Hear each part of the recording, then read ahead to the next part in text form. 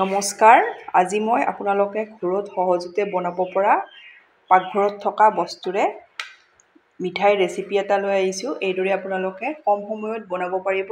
আহকচোন ভিডিঅ'টোৰ মাজলৈ। মিঠাইটো বনাবলৈ মই 1 কাপ চুজি লৈছোঁ। চুজি কাপ মই ল' ফ্লেমত ভাজি ল'ম।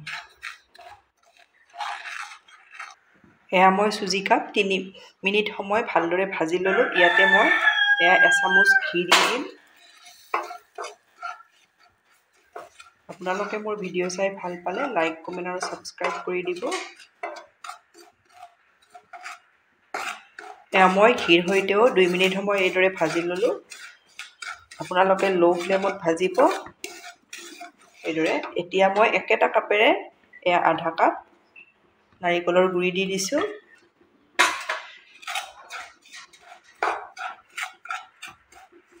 নাৰিকলৰ গুড়িৰ সৈতেও অলপ ভাজি ল'ব লাগিব এইদৰে। এই গোটেইখিনি মই ল' ফ্লেমত ভালদৰে ভাজি ল'লোঁ। এইদৰে আপোনালোকে ল' ফ্লেমত ভাজিব। এতিয়া মই ইয়াতে দি দিম 2 চামুচ ফ্ৰেছ মলাই দি দিছোঁ। আপোনালোকৰ ওচৰত মলাই নাথাকিলে ঘি দিব 2 চামুচ। আমি প্ৰথমতে যে এচামুচ দিছিলোঁ, তেতিয়া আপোনালোকে 3 চামুচ কৰি দিব। এতিয়া মলাইৰ সৈতে আকৌ এবাৰ এইদৰে ভাজি ল'ম।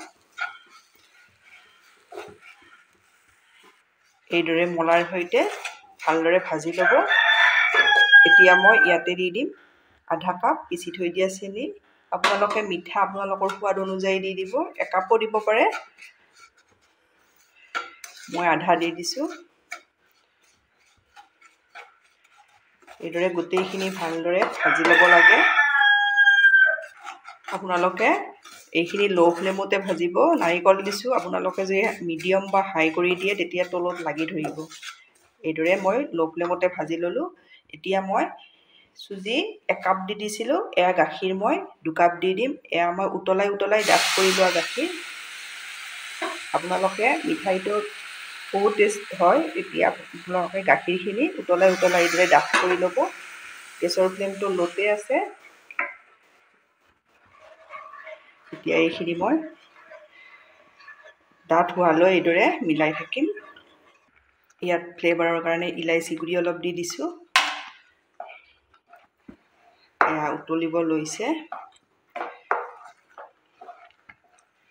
দেখিছেনে?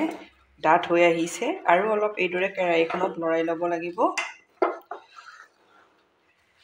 কম সময়ত আপোনালোকে এইদৰে পাকঘৰত থকা বস্তুৰে মিঠাই বনাব পাৰিব এইদৰে। এতিয়া মই গেছ অফ কৰি কেৰাহীখনতে এইদৰে 1 মিনিট সময় লৰাই থাকিম। মই গেছ অফ কৰি কেৰাহীখনত এইদৰে অলপ ঠাণ্ডা কৰি ল'লোঁ। বেছিও ঠাণ্ডা নকৰিব। ইয়াতে মই আধা কাপ পাউডাৰ গাখীৰ দি দিম। এইদৰে দি দিব। আপোনালোকে যে গাখীৰ 2 কাপ দিবলৈ কৈছোঁ, সেই গাখীৰ 2 কাপো আপোনালোকে অলপ ডাঠ গাখীৰ দিব। এতিয়া ভালদৰে ইয়াতে মিলাই ল'ম।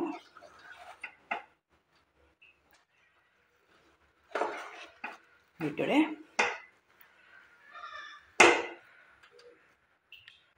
এইখিনি মোৰ ৰেডি হৈ গ'ল। এতিয়া মই নমাই ল'ম।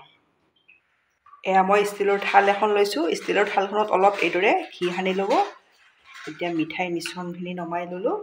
অলপ হাতেৰে চুব পৰা ঠাণ্ডা কৰি ল'ম। এইখিনি অলপ হাতেৰে চুব পৰা ঠাণ্ডা হৈছে। এইদৰে অলপ মুঠি ল'ব।